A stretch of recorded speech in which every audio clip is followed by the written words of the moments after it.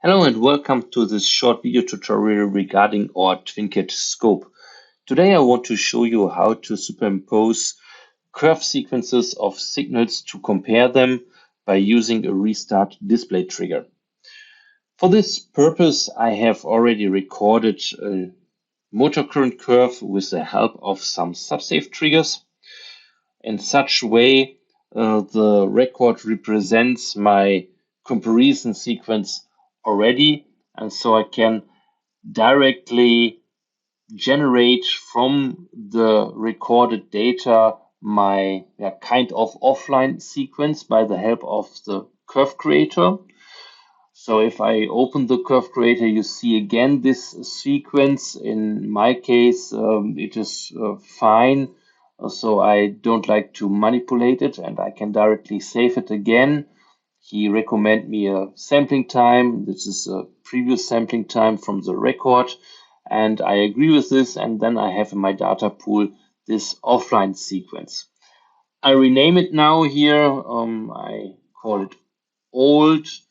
And then I'm able to reuse this offline sequence also in new recordings. So you see here my second configuration. There are no data inside. And so I can add now this offline sequence.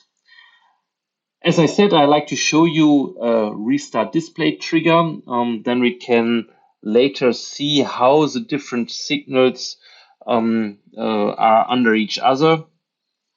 And so I add now here my trigger and I choose a trigger action. So the restart display trigger. And I like to clear the display always by each trigger event. And so I choose this option as well. And then I go to the channel trigger set where I can set my threshold for the event, and I can choose also my variable. The variable has to be part of the, at least of the data pool or as an interpreted acquisition here in the charting. I choose the job start acquisition, and then I can start the record, and you see the data is recorded in our chart, and now we are waiting for the first trigger event. So if a new job is started, like now, then we clear the display and see the new data of since the beginning of the new job. But of course, I like to make now this superimpose of curve sequences, and therefore I open the layer editor. In the layer editor, I can choose a chart where I like to work. I choose here my YT chart, and then I can set my anchor point of the signal. And you have different options here, timestamps and so on. You can have specific trigger events, but you can choose also the trigger group.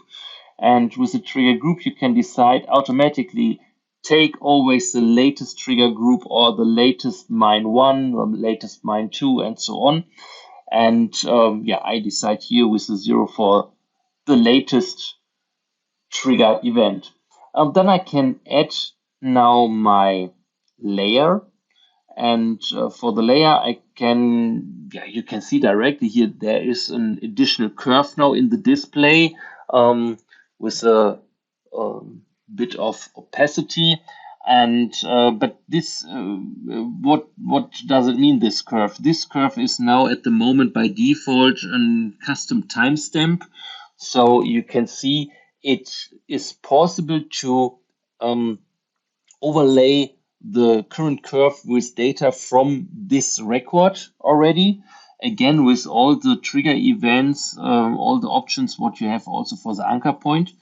But now I like to choose here my offline sequence from the complete other record. Therefore, I switch here to the offline part, and then I can choose here my old motor current signal. I can set here my color, but also the opacity. And then if I see the next trigger event, I see in the background my offline curve, and the new curve is drawing over this offline curve, right? And then you can see in a graphical way, of course, the differences, but of course you can take also our marker tools and see that difference is more precise in the marker window. Yeah, that it is. That was it again. Thanks you for watching, and yeah, see you soon. Bye bye.